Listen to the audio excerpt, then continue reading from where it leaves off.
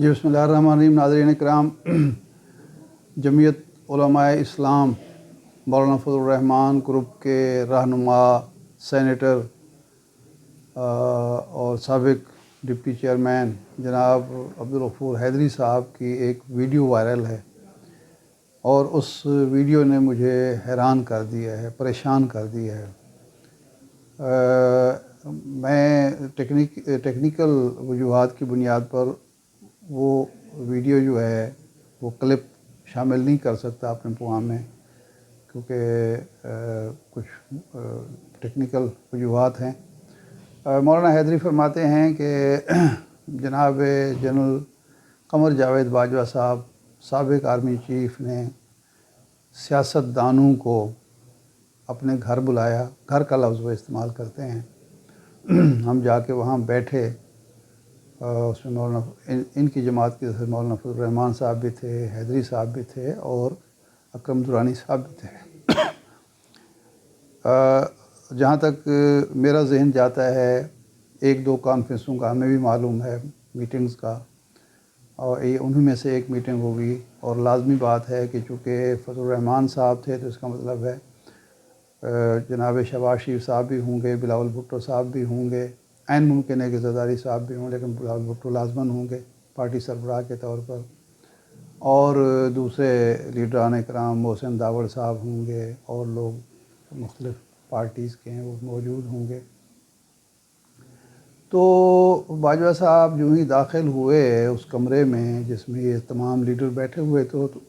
उनके बकौल, हैदरी साहब के बकौल, बाजवा साहब ने मौलाना फजल रहमान को गालियां देना शुरू कर दी। और पहली बार मैं खामोश रहा, दूसरी बार, जब तीसरी बार उन्होंने वही नाज़ेबा अल्फाज इस्तेमाल किए तो मैंने कहा शट अप बाजवा साहब, और फिर वो खामोश हो गए। और आगे तबसरा ये करते हैं हैदरी साहब के शायद दरबारी मौलवी वहाँ जाते होंगे और वो गालियाँ सुन के चुप रहते होंगे, लेकिन उनको, बाजवा साहब को मालूम नहीं था कि ये जमीयत उलमा इस्लाम के लोग हैं। अब इसमें जो सवालात उठते हैं और जो मेरी परेशानी का बायस है वो ये है कि नंबर वन, जिन बाजवा साहब से हमारी भी बहुत मुलाकातें रही हैं, यानी सहाफ़ी के तौर पर, सहाफ़ियों के ग्रुप के साथ, अकेली तो मेरी आज तक मुलाकात नहीं हुई उनसे, लेकिन उनको इतना नाशाइस्ता मैंने कभी नहीं पाया कि वो गालियाँ देना शुरू कर दे। पहली बात तो ये है। और फिर घर आए मेहमानों को गालियाँ देना या उनके बारे में नाज़ेबा अल्फाज का इस्तेमाल, वो अजीब सी बात है। एक मनसब के तकाज़े भी होते हैं और घर आए मेहमान के साथ भी ये सलूक नहीं होता। फजल रहमान साहब से उनको इतनी शिकायत क्यों थी और क्यों वो गालियाँ दे रहे थे? फजल रहमान साहब के बारे में एक बात उन्होंने हमारी मौजूदगी में भी कही थी, लेकिन उन्होंने फजल रहमान साहब का नाम नहीं लिया था। उन्होंने ये कहा था, एक मीटिंग थी उसमें 10 के करीब लोग थे, सीनियर सहाफ़ी थे, मैं तो खैर जूनियर हूँ, लेकिन वो बाकी सीनियर लोग थे, एंकर्स थे। तो उसमें उन्होंने कहा कि ये जो फाटा का इंतज़ाम रोकने के लिए एक सियासतदान ने $5 लाख की रकम वसूल की। और उन्होंने कहा कि आप लोग हैरान ना हों, मेरे फ़ौज के एक लेफ्टिनेंट जनरल और एक ब्रिगेडियर जो हैं वो आलाकार बन गए और उनके ख़िलाफ़ कार्रवाई हो गई। ये जो बाद में कार्रवाई हुई, लेफ्टिनेंट जनरल जावेद इकबाल और ब्रिगेडियर रिजवान, जिनमें से ब्रिगेडियर रिजवान को सज़ाए मौत हुई, लेफ्टिनेंट जनरल जावेद इकबाल को उम्र कैद की सज़ा हुई। ये उस महफ़िल में उन्होंने इंकशाफ किया था कि वो एक कॉन्स्पिरेसी का हिस्सा हैं, अमेरिका के साथ उन्होंने साज़बाज़ की और मैं उनके ख़िलाफ़ कोर्ट मार्शल कर रहा हूँ। ये उसी मीटिंग की बात है। तो उन्होंने कहा कि एक सियासतदान ने $5 लाख किए, ये औकात है, कीमत है इन लोगों की। तो हमने कहा कि आप नाम बताएं, मुबहम बात ना करें। तो उन्हें कहने नहीं, बताने की ज़रूरत नहीं है। तो एक सीनियर एंकर ने कहा कि जी मैं जानता हूँ, वो मौलाना फजल रहमान हैं। तो उस पर बाजवा साहब ने कहा, ये आप कह रहे हैं, मैं नहीं कह रहा, लेकिन आप मुझसे ज़्यादा जानते हैं। ये मैं नहीं कह रहा, आप कह रहे हैं, लेकिन आप मुझसे ज़्यादा जानते हैं। جس پہ ایک کہکا پڑا اور سب نے مانا کہ یہ شاید مولانا فضل الرحمان کے بارے میں بات کی جا رہی ہے کہ انہوں نے فضل الرحمان انضمام روکنے کے لیے $5 لاکھ کسی سے وصول کیے۔ اتنی بات تو ہم جانتے ہیں کہ یہ ان کی رائے تھی ان کے بارے میں، لیکن یہ گالم گلوچ والی بات ہضم اس لیے نہیں ہوتی کہ ایک تو ایک میزبان اپنے مہمان کو جو عالم دین بھی ہے، ایک بڑی جماعت کا سربراہ بھی ہے، وہ گالیاں کیوں دے گا، نازیبا الفاظ اس کے منہ پر کیوں کہے گا؟ یا تو یہ کہ وہ آتے بیٹھتے کہیں تلخی ہو جاتی تو اس میں کوئی بات ایسی ہو سکتی ہے، لیکن آتے ہی گالیاں دینا شروع کر دیں، پہلی بات۔ دوسرا یہ ہے کہ مولانا فضل الرحمان وہ گالیاں سنتے رہے، نہ تو انہوں نے جواب دیا، نہ ہی واک آؤٹ کا اعلان کیا، اور جناب حیدری صاحب بھی جب تیسری بار وہ بات دہرائی گئی تو تیسری بار ان کو غصہ آیا اور انہوں نے شٹ اپ کال دی۔ اور لیکن اس سے زیادہ حیران کن بات یہ ہے کہ یہ باقی جو سیاستدان تھے وہاں موجود تھے، جو ان کے معتقدین ہیں فضل الرحمان صاحب کے، بلاول بھٹو ہوں اور اگر اس میں جناب شہباز شریف صاحب ہوں، یا میں قیاس کر سکتا ہوں حسن اقبال صاحب ہوں، محسن داوڑ صاحب ہوں، کچھ اور لوگ ہوں گے، تو وہ کیوں خاموش رہے؟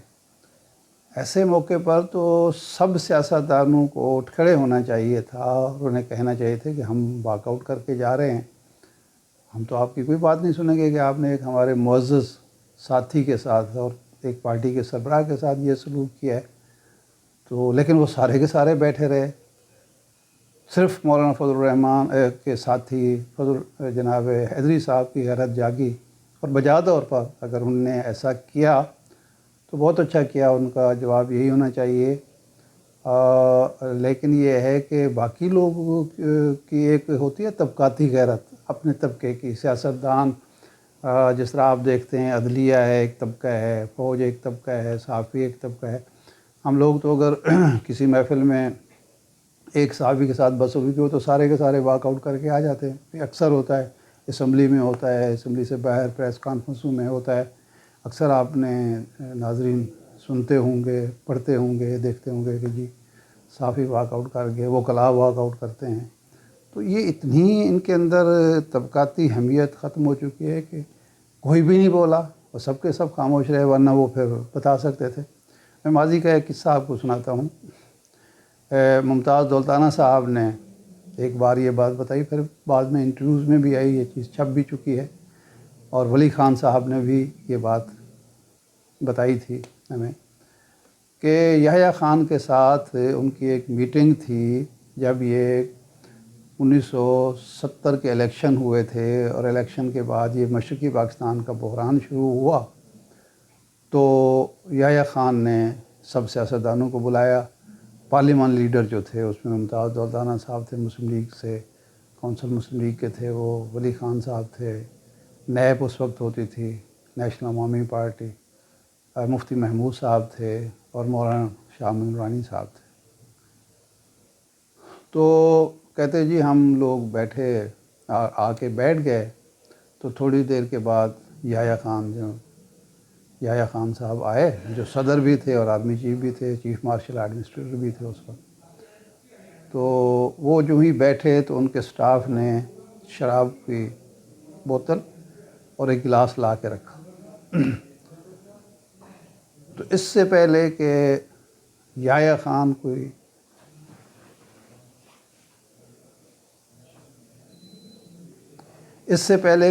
خان گفتگو کا آغاز کرتے، مولانا نورانی نے بڑے ہی تلخ لہجے میں کہا کہ جنرل صاحب یہ کیا فضول بات ہے، فضول حرکت ہے، آپ ہمارے سامنے بیٹھ کے شراب پئیں گے؟ اٹھائیں اس ساز و سامان کو، اس ساغر و صراحی کو، ورنہ ہم اٹھ کے چلے جائیں گے۔ تو ولی خان اور ممتاز دولتانہ دونوں بتایا کرتے تھے کہ مولانا کا لہجہ اتنا تحکمانہ تھا کہ یحییٰ خان کا منہ لٹک گیا، وہ کوئی وضاحت کرنے کی بجائے فوری طور پر اس نے اسٹاف کو اشارہ کیا اور وہ اٹھا کے چلے گئے۔ ہاں، مولانا نورانی یہ بھی کہا کہ ہم چلے جائیں گے، آپ کی بات نہیں سنیں گے، آپ کو آداب محفل بھی کا بھی علم نہیں ہے کہ ہم لوگ آئے ہیں، بیٹھے ہیں اور آپ یہاں شراب نوشی کرنا چاہتے ہیں۔ تو وہ بتاتے تھے کہ یہ مجھے یاد ہے، ولی خان نے کہا کہ میں حیران رہ گیا کہ یار ہم لوگ بھی موجود تھے، ہمیں بھی برا لگ رہا تھا، لیکن شاید ہم بول پاتے یا نہیں بولتے، لیکن مولانا نورانی نے سب کی نمائندگی کی، اور اگر مولانا نورانی اٹھ کھڑے ہوتے تو ہمیں بھی چاروں ناچار اٹھ کھڑا ہونا تھا اور ہمیں بائیک آؤٹ کرنا تھا۔ تو اس موقع پر کوئی بھی نہیں بولا، تو یہ بھی میرے لیے حیرت کی بات ہے۔ اور اس کے بعد جو سب سے زیادہ حیرت کی بات ہے کہ یہ تو محفل اس وقت ہوئی ہے، یہ سارا کچھ ہوا ہے جب یہ عمران خان کی حکومت تھی اور باجوہ صاحب کے اور ان سیاستدانوں کے پی ٹی ایم وغیرہ کے تعلقات کوئی اچھے نہیں تھے۔ بعد میں یہی سیاستدان مولانا فضل الرحمان صاحب سمیت، مولانا حیدری سمیت، اکرم درانی سمیت، باقی ان کے ساتھ یہ چھپ چھپ کے ان سے ملاقاتیں کرتے رہے، راز و نیاز کرتے رہے، ان کی بات مانتے رہے، ان سے اپنی باتیں منواتے رہے، یہ رجیم چینج کا حصہ بنے۔ اور کبھی مولانا حیدری نے نہیں بتایا کہ ایک بد تہذیب شخص، میں یہ اپنے الفاظ ذرا سخت ہیں تو معذرت خواہ ہوں اس پر، بد تہذیب شخص کے ساتھ ہم کیوں مل رہے ہیں اور کیوں منصوبہ بندی میں شریک ہیں اور کیوں ان کے اعلیٰ کار بن رہے ہیں، یہ ساری باتیں اب یاد آ رہی ہیں سب کو۔ میں نے کل کے ولاگ میں عمران خان کا نام لے کے اور باقی سیاستدانوں کے کہ یہ جب کوئی شخص چلا جاتا ہے یا جب آپ لوگ اقتدار میں ہوتے ہیں، یہ ساری چیزیں آپ بھول کیوں جاتے ہیں، آپ کو یاد کیوں نہیں رہتی؟ اب یاد آ رہا ہے کہ باجوہ یہ بھی کرتا تھا، باجوہ یہ وہ بھی کرتا تھا، لیکن جب تک وہ آرمی چیف تھا 29 نومبر تک، ان میں سے کسی کو توفیق نہیں ہوئی کہ وہ یہ بات بتا سکے کہ اس نے مولانا فضل الرحمان کو اس کے منہ پر گالی دی تھی، اور کسی سیاستدان نے کی غیرت نہیں جاگی کہ وہ اس پر احتجاج کرتا یا ان کو روکتا یا ان سے کہتا کہ جناب آپ معذرت کریں۔ ہاں، البتہ حیدری صاحب نے کہا ہے کہ بعد میں انہوں نے معذرت بھی کی، اور انہوں نے کہا مولانا فضل الرحمان کو کہا کہ آپ تو بہت بڑے سیاستدان اور ذہین آدمی ہیں۔ یہ ان کا ایک دوسرا روپ تھا کہ جس شخص کو پہلے وہ چند لمحے یا چند گھنٹے پہلے گالم گلوچ سے نواز رہے تھے، اس کے بعد ان کو سب سے بڑا سیاستدان اور ذہین آدمی قرار دے رہے تھے۔ یہ بھی عجیب سی بات ہے، لیکن بہرحال جو بھی ہے، اور میرا یہ واقعہ بیان کرنے کا اور یہ حوالہ دینے کا مقصد یہ ہے کہ ہمارے سیاستدانوں کو ایک تو ویسے بھی ہر انسان کو، ہر مسلمان کو غیرت مند ہونا چاہیے، اور کوئی بھی غلط بات برداشت نہیں کرنی چاہیے، لیکن ایک سیاستدان کو جس نے لیڈ کرنا ہے، جس نے قوم کو غیرت کا سبق دینا ہے، عزت نفس اور انا کی بات کرنی ہے، اس کو زیادہ غیرت مند ہونا چاہیے۔ اور پھر جب وہ ایک طبقاتی غیرت کا معاملہ ہو، ایک طبقے کو نشانہ بنایا جا رہا ہو اور وہ ان سب کے سامنے کسی دوسرے کی بےعزتی ہو، تو انہیں بالکل برداشت نہیں کرنا چاہیے اور احتجاج کرنا چاہیے۔ لیکن ہو سکتا ہے کہ باقی سیاستدان، یعنی میں اس بدگمانی کا شکار تو نہیں ہوں کہ باقی سیاستدانوں کی بھی شاید وہی رائے ہو مولانا فضل الرحمان کے بارے میں جو باجوہ صاحب کی تھی، لیکن یہ میں کہہ سکتا ہوں کہ ممکن ہے باقی جو سیاستدان تھے، بڑے قائدین، بڑے قد کے لوگ، انہوں نے اس چیز کو دل میں برا مانا ہو، جو ایمان کی کمزور ترین شکل ہے، کیونکہ باجوہ صاحب ایک باوردی جرنیل کے سامنے بولنا جو ہے وہ کوئی آسان کام نہیں ہوتا، اور ہر آدمی جو ہے اتنا جرأت مند نہیں ہوتا مولانا شاہ احمد نورانی صاحب کی طرح کہ وہ چیف ماسٹر ایڈمنسٹریٹر کو کہے کہ ہٹاؤ یہ ساز و سامان، ورنہ ہم اٹھ کے چلے جائیں گے۔ ایک اور موقع پر بھی جنرل ضیاء الحق نے ان کو بلایا تھا، یہ جب وہ الیکشن نہیں کرانا چاہتے تھے، اور انہوں نے کہا کہ مولانا آپ انتظار کریں، آپ ہمارا ساتھ دیں، یہ کریں، تو انہوں نے کہا کہ میں آپ کا کیوں ساتھ دوں گا، آپ ایک ایک الفاظ ہیں مولانا عبدالستار خان نیازی بتایا کرتے تھے، اور ایک جرنیل سے بھی جو اس میٹنگ میں نے پوچھا تھا، تصدیق کی تھی، انہوں نے کہا تھا کہ آپ ایک منافق شخص ہیں، آپ ایک جھوٹے شخص ہیں، آپ نے قوم سے 90 دن کا وعدہ کیا لیکن آپ اس سے پیچھے ہٹ گئے، تو ایسے شخص کی بات پر میں کیسے اعتبار کر سکتا ہوں؟ آپ نے بلایا تھا، ہم آ گئے، لیکن ہم آپ کی بات سننے نہیں ہے، ہم اپنی بات کہنے ہیں کہ آپ کو الیکشن کرانا چاہیے اور آپ کو رخصت ہونا چاہیے۔ افسوس کہ اب ایسے سیاستدان اور ایسے علماء ہمیں موجود نہیں، اگر ہیں تو ان کو وہ مقام حاصل نہیں ہے جو ان لوگوں کو ہے۔